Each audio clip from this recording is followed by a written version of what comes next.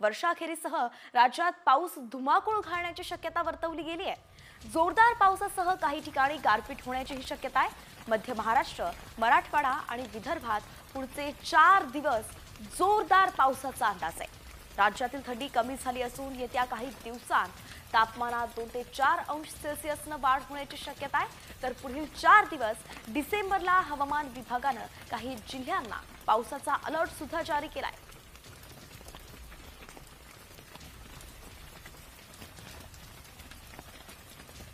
एकंदरीतच आपण पाहतोय की पुढचे 4 दिवस राज्यातील जवळपास 16 जिल्ह्यांत पावसाचा इशारा देण्यात आलेला आहे। त्यामुळे आता शेतकऱ्यांनी आपल्या पिकांची काळजी घेणं गरजेचं आहे। तसंच सर्वसामान्यांनी सुद्धा बाहेर निघताना त्या दृष्टीने तयारी असण्याची गरज आहे।